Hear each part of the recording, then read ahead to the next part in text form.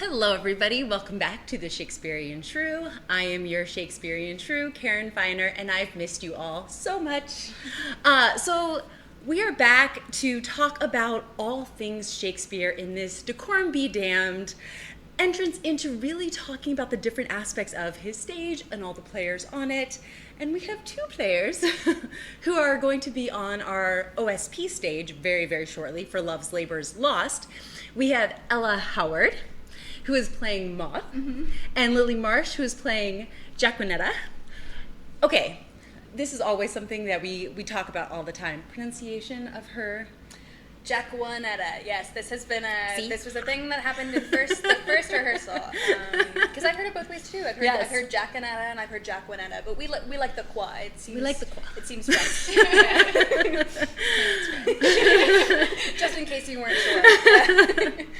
And so, Ella, I know you were involved in Much Ado right out of high school, really. You came right here and started working with the costumes, right, for Much Ado? And then, Lili, you have been in quite a few productions. This is my fourth, I'm really excited. And then you were assistant to the director in Merry Wives. I loved Merry Wives. It was such a fun show to work on. So good. I'm so glad you guys enjoyed it. It was very silly. We had a very good time. We didn't see it 3 times or anything. That would I'm be so weird. glad you did. No, it was amazing. So now we are doing Love's Labour's Lost, which is another one of Shakespeare's lesser produced comedies. And one of his more musically enriched productions. And so that's kind of why I had you to come talk with us.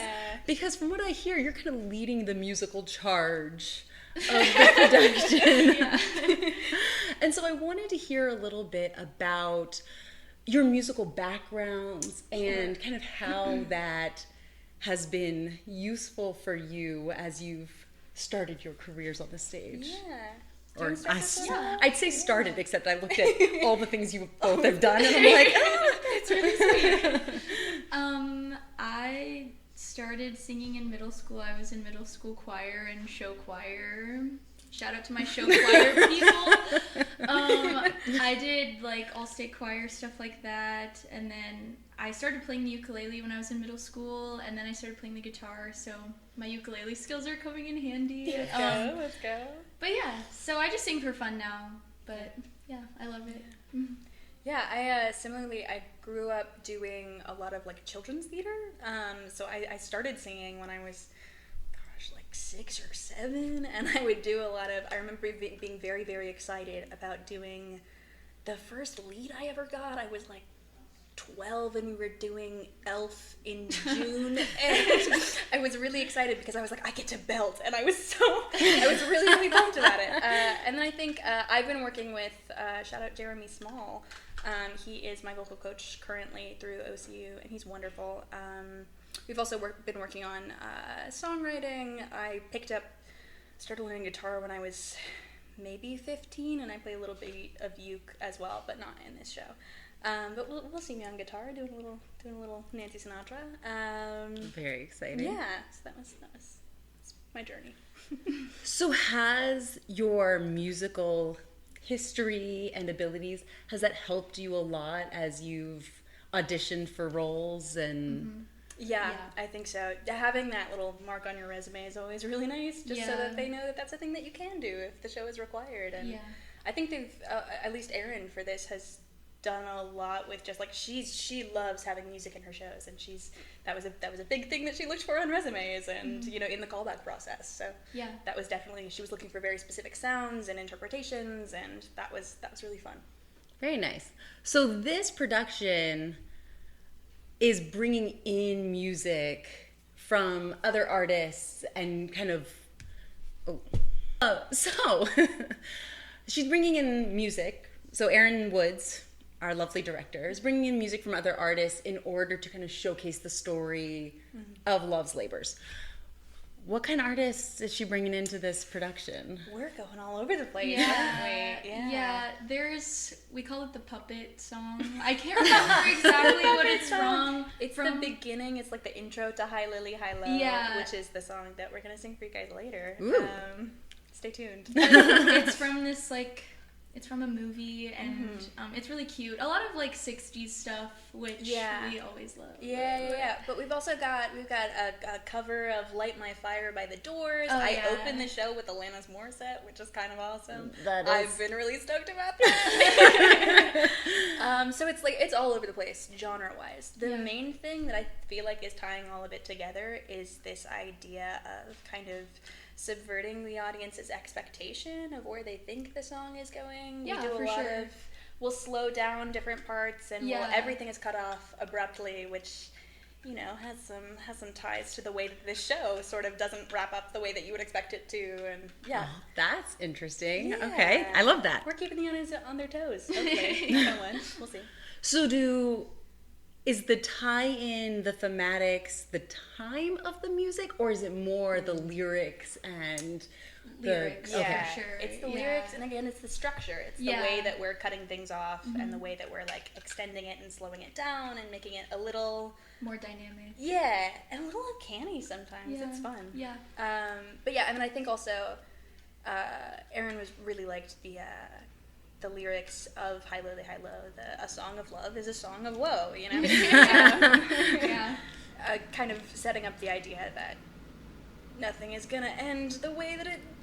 This isn't one of those comedies that ends in everyone marrying somebody else. Yeah. It's the odd one out. It is the odd one out. Yeah. I love the problem plays. Kind of my favorites, actually. Well, and this is always such an interesting one because, again, a lot of people don't know it. It's not one that's in the core curriculum, Midsummer, Romeo and Juliet, Hamlet, Lear. There's the ones where you're gonna, if you're anywhere near English or drama, you're going to have read or watched those productions. But this one, I know so many people who are like, Love's Labours. I've never seen that one. I'm one of them. This is the first time I've seen it, and I'm really excited because it's always fun. I think this might be my last one that I've never seen, and I'm That's so fun. Okay, let's look at the repertoire. All right. So I'm like, yes. I have to go look at all my playbills, but I'm pretty sure this is the last one. But music. So for what you're doing for the show. Again, this is one of the most musically charged, but we don't have the music, right? We weren't given, here are the notes, here's the songs that are being played. And so that gives some freedom to create your own adventure. But why do you think this specific production is so music heavy of his productions? I feel like this is one of the wordier, wittier plays, I guess. So I feel like there's a lot of stuff that sounds nonsensical sometimes throughout. Wordplay. A lot of wordplay, a lot of witty stuff. Moth is super witty and So it's quick. It's sharp. Yeah, it's not a joke explained by another joke explained by another joke. I feel like a lot of Shakespeare does that sometimes, but I think the songs kind of give more context, which is a lot necessary a lot of the time, especially whenever you're hearing it for the first time. I think that it just sets the scene. I think there's also there's something to be said for our lords and our ladies do a lot more thinking about each other and sort of yearning from a distance than they do actually interacting. And I think that the musical elements in terms of that are really interesting because a lot of the show is more even Armato and basically Armato, is doing a lot more yearning than he is actually interacting with the object of his yearning. So I think the music can be really interesting in that way, and sort of Erin's had a lot of this some of our songs are sort of fantasy dream sequences. I'm walking across the stage and I'm there but I'm not there, and I think a lot of this it plays up the fantasy and the lack of real connection, if that makes sense. Yes, absolutely. Sure. That's cool. No, I know that was trying.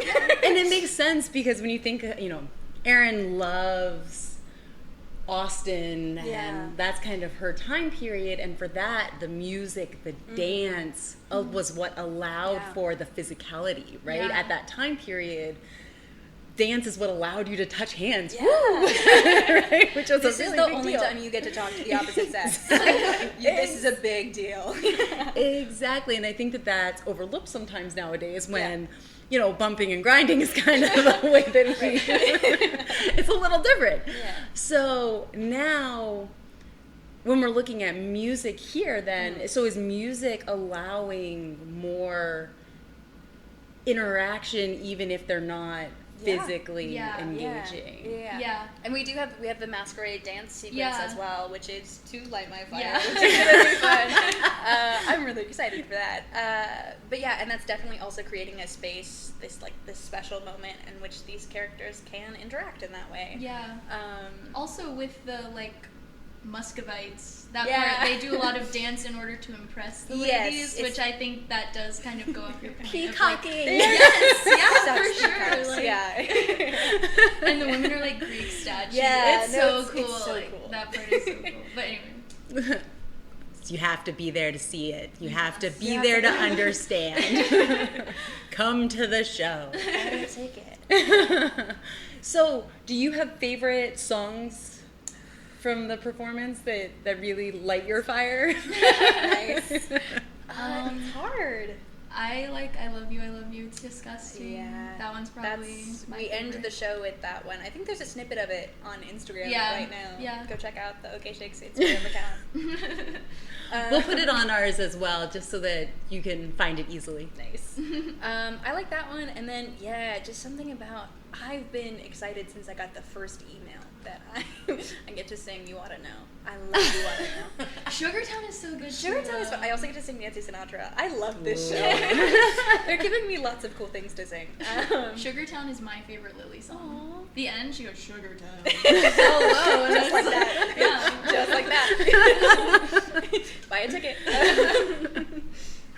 Love it. So, music can change an atmosphere, can really redirect. We see it mostly in music, or we pay attention to it, I think, mostly in music or musicals. Sure. Yeah. Are there songs or soundtracks from certain movies or musicals that you think really kind of create that movie or musical memory for you? Oh, okay. Like anything? Anything. Empire Records. Oh my God, yes. I have I've been blasting this in my car. This is my 90s coming of age summer in the year of our Lord 2025. I'm really excited about it, actually. So I've been listening that wall to wall bangers on that soundtrack, wall to wall. And again, I feel like I'm, Liv Tyler in 1990 working in a record store. It's Minus amazing. the speed. Minus the speed. I really like Parade. I've never seen it, but I think that the music really, I just like the music, and I think that it serves the story really well. I like that soundtrack. I love falsettos. Can I just say musicals that I like? Oh, yeah. Absolutely. Falsettos, my favorite musical of all time. I like the song Marvin Hits Trina. That music, it's... guys, listen to falsettos right now. If you haven't listened to falsettos, there's a slime tutorial on YouTube. Hades Town. Oh. Hades Town. The place in my heart that Hades Town takes up it's kicking other things out. I never listened to Hades Town. Oh, really? I saw it live, and I swear to God, I sobbed changed? real baby tears. Okay. It was Okay. it was hard to watch. It was wonderful. The only professional musical I've seen live is Hamilton.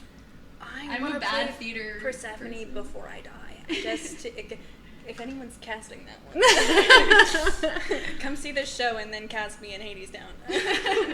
I mean, it's so yes, and so powerful. Yeah. And the music changes the entire. Yeah, and they adapt it to fit new cast members, which I think is beautiful. Yeah. And I just saw that little thing today. Yeah. I think that's amazing, and I think it's really cool in a way that I feel like a lot of modern like MT training is a lot of people are trying to like replicate cast recordings, and I think that that's missing the point of the work that we're doing. I think that you should be bringing yourself to the work. Yeah, so we were talking about how much music can change an emotion and change the trajectory of an audience and their understanding of the story, right? Because I think that's what all of our examples do. Is it really changes us as the audience as we're listening to it and forces us to, I don't know, do you think it's that it engages us more? The music forces us to engage and not just listen? Yeah, I feel like a lot of times when I listen to music, it's emotionally investing, and I think like the additional layer of music to something like a play that already exists and kind of is musical with like pentameter and things like that. I think that does kind of just perk your ear a little more. And music, a lot of us are emotionally connected to music, and so absolutely. I think that makes us more emotionally connected into something that we're watching. And a lot of times in musicals, especially like when you have nothing left to say, you sing. I think that's like the rule. I don't know. I'm not a musical, but I think that I have no way to like round out what I'm saying, but those are just all my thoughts, and we love word vomit here. Yeah, word vomit. I'm so glad. We are all about that life. Okay, cool. And we are also all about that editing life if ever needed. So sorry in advance. I think music can like connect to you like on a like visceral level. You know, I think sometimes it's easy, especially when there's a lot of like visual stuff happening in a show, to like kind of just be stuck in your head and the watching and the taking everything in. But I feel like music, it cuts to your bones, you know? Yeah. It's like you have to not only, at least me, I don't know, I love music, but I feel like it's physical almost, and it's emotional, and I think that adds a lot to a production, and especially like gives you a moment to breathe when that's the only thing happening on stage, when you have that moment to just like connect with that. I think it's cool. So when you're singing, what is it often that you're connecting with your other cast members on the stage? Are you more connecting with the audience? Is it different depending on the song and what you're trying to do with it? Who is that? Just the director's directing, telling you, okay, this one, you're hitting right at the audience, go. We're doing different things in different songs, I think. The puppet one that we were talking about is definitely to each other. It's this sort of like bonding moment for Moth and for Jacquinetta. Because we are like a couple of the only characters who are like seeing the audience. It's kind of what we were told is like Lily is like a Greek chorus. That's something you could have said. I'm sorry. No, so like we're connecting to the audience in that way, but in our first song, we're connecting with each other in order to connect with the audience. Like show the audience we're seeing them. I don't know. We're connected and connected to them. I think definitely and there are some where I am definitely connecting with the audience. Like that's the primary purpose. I think You Oughta Know is definitely out to the audience as it almost feels like a pre-show like warning, which is really cool. It feels like it's like the prologue. It's like the prologue. Yeah, it's absolutely it's Two Households. As written by Alanis Morisette. Who knew that she was writing about love slavers? I see you, Alanis. I know what you're doing. But then there's other ones like Lili Hi Lo is kind of an appreciation of each other, which I think is really cool because our characters don't ever actually speak to each other, but we're caught up in the same storyline, and it's really nice to have that moment of just like a breath between us and this like moment of connection. And then I think Erin did describe the kind of expanded role of Jacquinetta as a Greek chorus type. And that's been really, really interesting, the way that I'm sort of, with the music, weaving a lot of the scenes together. And it does give her extra depth and like levels of awareness of not only the audience, but the story she's in and the role that she's playing in it. And I think that takes a character who is fun, but given a little bit of...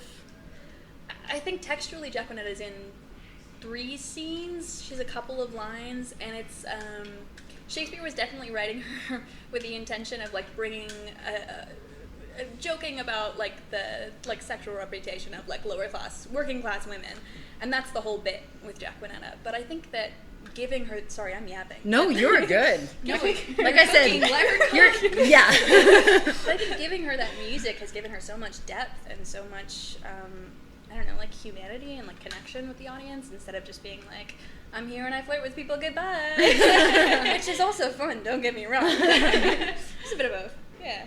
Yeah, it's really changed because, I mean, I think Jacquinetta originally, like you said, it was kind of like a play off of Custard and that whole relationship. Like, she did not originally pass the Bechdel test. No, not at all. But so I love that this has given not only you a chance to literally take center stage, but her a chance to have a much bigger role and purpose, as opposed to like the I mean, you said it, yes. Yeah, and to be more grounded in this world, which I think is super cool. Yes. Yeah. So yeah, that's a really cool development that has. Sweet. Yeah. So how about Moth? How have you seen Moth develop as you've? Moth to me is like a little.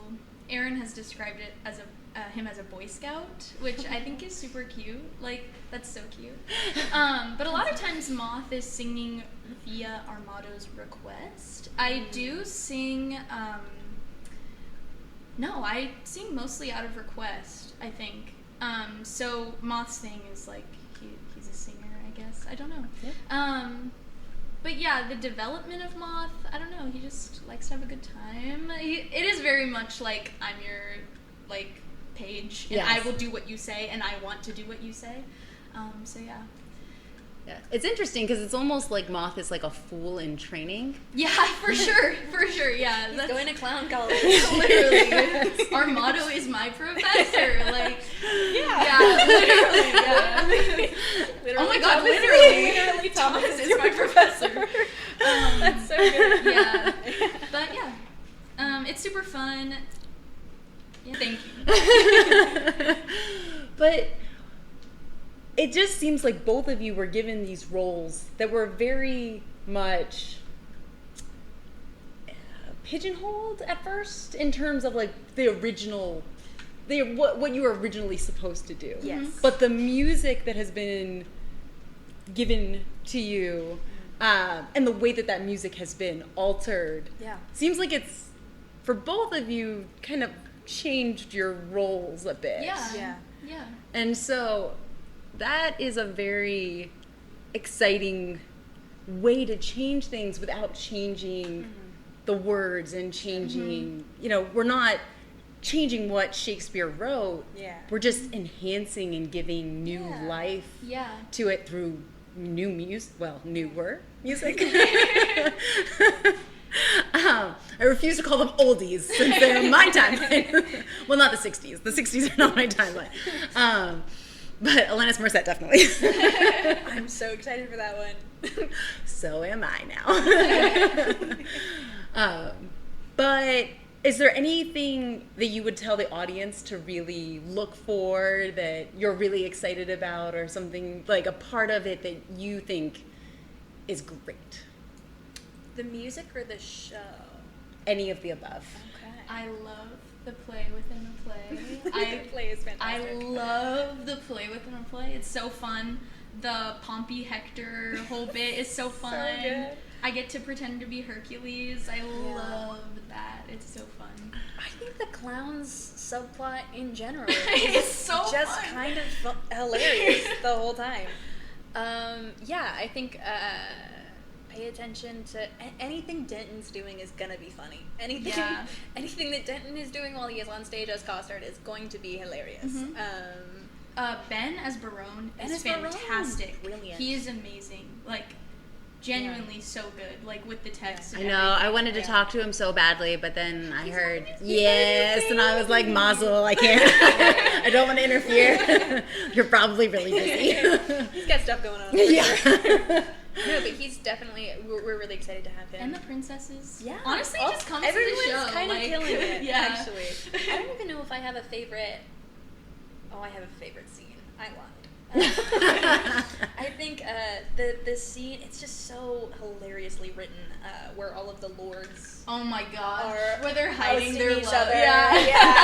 It's so good. The lords are, because we have like 4 brilliant actors in those roles, and they're playing the stupidest men in the world, and it's wonderful to watch. It's so good. They're just so silly. It's got a nice, like, good-hearted silliness, this show. A lot of crawling on the ground, I feel like. Lots of crawling and sighing dramatically. There's a lot of As groaning. men in love are wont to do. Shakespeare has taught me anything. And men in love will groan. Yes, there should be crawling. Why is there not more crawling? Honestly, in real life, too. Where Right? are these men who will crawl? Yes. And yearn. Where are the yearners? Where are the yearners? Where are they? Comment down below if you're If you're a yearner, buy a ticket, come see the show. Talk to us afterwards. Yeah. So is there anything that you got about relationships in this absurdity about relationships where you're like, noted. You know what? This is a red flag or a green flag. I can't, There we go. Every Shakespeare, I've learned, just talk. Just talk to your person, man. Like, really, that's it. Literally just talk. Also, I think it's interesting because this show, like, the values in it, the whole concept of the oath and the being true to your word is very, very important. True. It's sort of a thing that we're a little bit disconnected from now, but that I think is still, like, absolutely 100% true. Because, honestly, there's something still really, like, powerful about the idea of, like, no, you said you were going to do this thing, and you didn't do it, and therefore we can't date anymore, is, I think, actually a perfectly reasonable boundary for you to set. The women in the show are setting really good, strong boundaries, and I think that's a really cool thing to see out of it. Yeah. So from written in the 1500s, I think that's awesome. I love that. Yeah. The agency that the women have is actually pretty remarkable. I'm really, I don't know, it's cool to be a part of a production where women have such a say. It's cool. Yeah.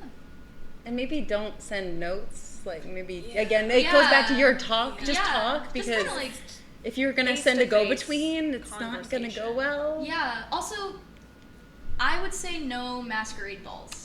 I think that's kind of what I'm also learning from Shakespeare. Yeah. No Never masquerade ends well, balls. does it? Yeah. I feel like every...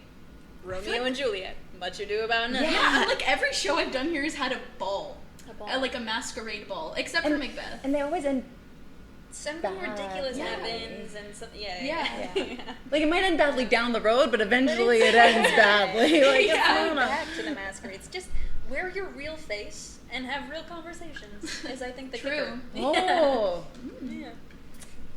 Real faces and real conversations. That might be our title. Yeah. Who knew we'd get so deep here? I love when I'm accidentally Poetic as hell, yeah. accidentally profound. It's kind of my whole brand. Oh, it's a good brand. I mean, rock that. Could be worse brand. Right? Yeah. I mean, sometimes it's better than the intentional, where you're Right. like, We're trying real hard for that one. yeah. You wrote that down and said it in a mirror. No, I think the opposite is really fun. I have a lot of friends who is just like, we'll be doing a bit and we'll be like, wait, that's metal. Whoa. Why are we kind of you with kinda it? Like, awesome. why? It's Yeah. great. It's like someone should write that down. Take notes. So, as you are progressing with your careers, what are the big goals? What are you thinking in terms of, like, what you want to do, what you're going after? I am moving to New York after college. That's something that is really important to me, and I think that's something that has always been important to me. Like, before I even knew I wanted to be an actor, I was like, I'm moving to New York and I'm gonna do whatever. So that's like a big goal for me. I love Shakespeare. Probably my ultimate life dream goal is the Globe, performing. Oh my gosh. I watched for Merry Wives auditions, because they were the same auditions for this. I watched their version on the Globe website, and it was amazing, so funny. I watched the Love Slavers one too, so funny, amazing. No notes, obviously. But they do apprenticeships. Oh my gosh. They do. They do apprenticeships at the Globe. No, I've had my eye on that for a while, too. Yeah. But yeah, that's my big goals. Yeah. Film, too, would be fun. Yeah. But, yeah. Just make a living off of theater is kind of my goal. There's the kicker. Right? That's the baseline. Yeah. Similarly, I think I want to end up in Chicago. Eventually, once I graduate, we'll see. Yeah. We've got a really nice alumni community there. Yes.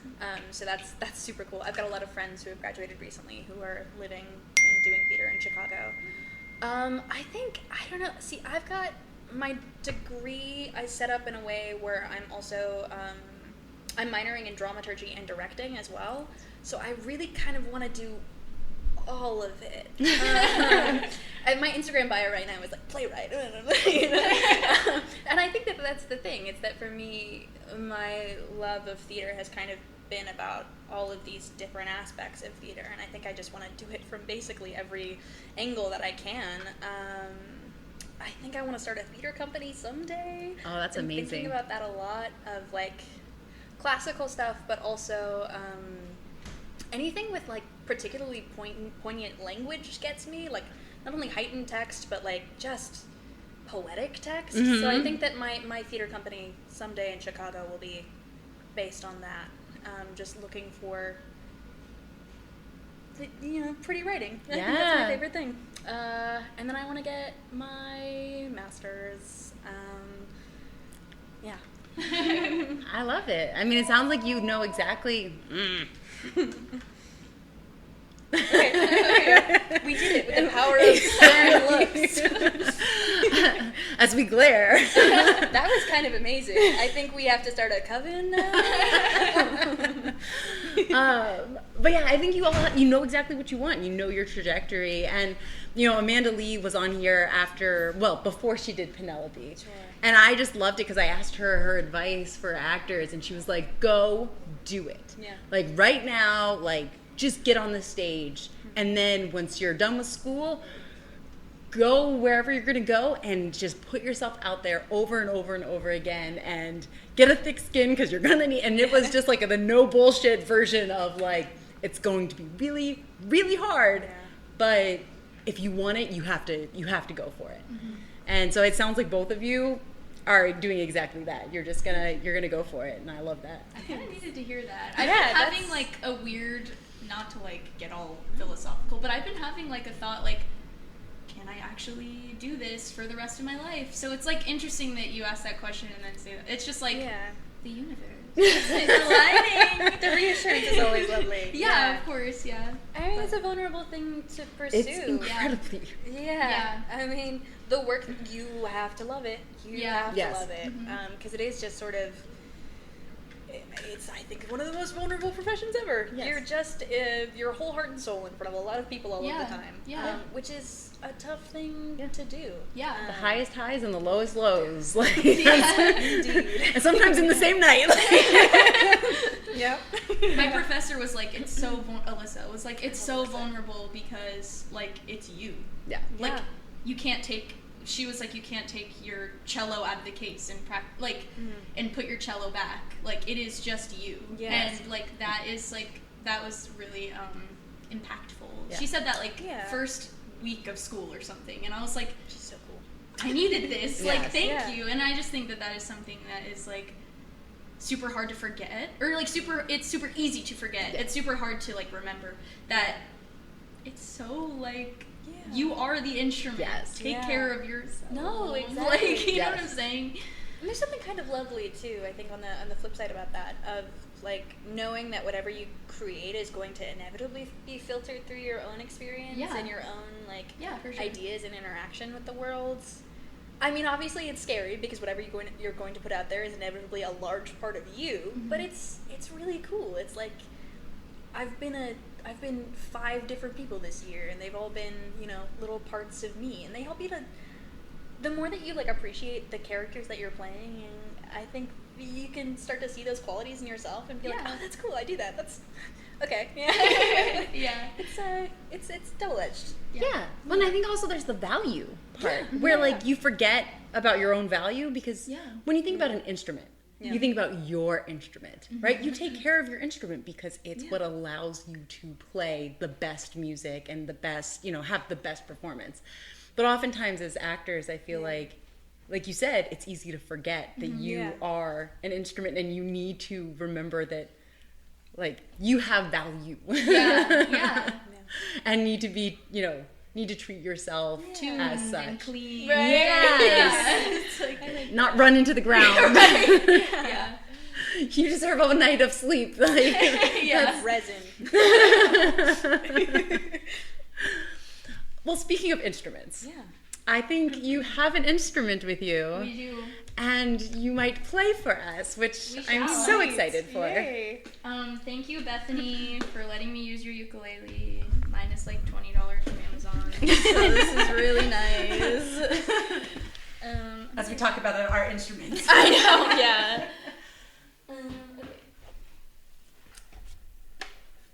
Okay. Ready?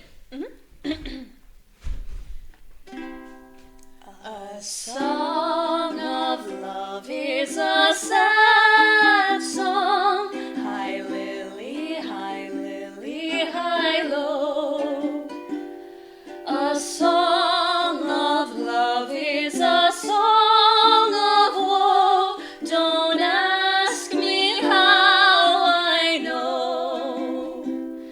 A song of love is a sad song, for I have loved and did so.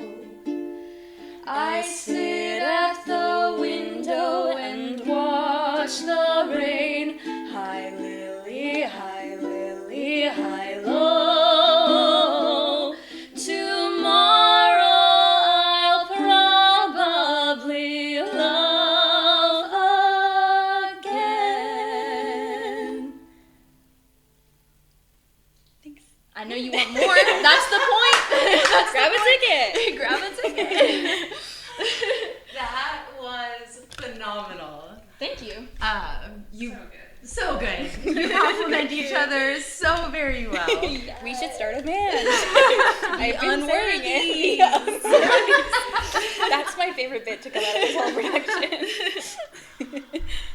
Well, Ella, Lili, it has been amazing to talk to both of you. This has been so much fun, and that really was everything that we said. I think you wrapped it up and showcased it perfectly. That was the power of music right there.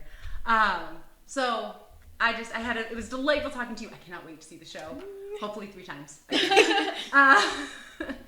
So everybody else, please come to see the show. It opens August 7th and runs till August 17th. So come early, come often, can't get enough Love Labor's Lost.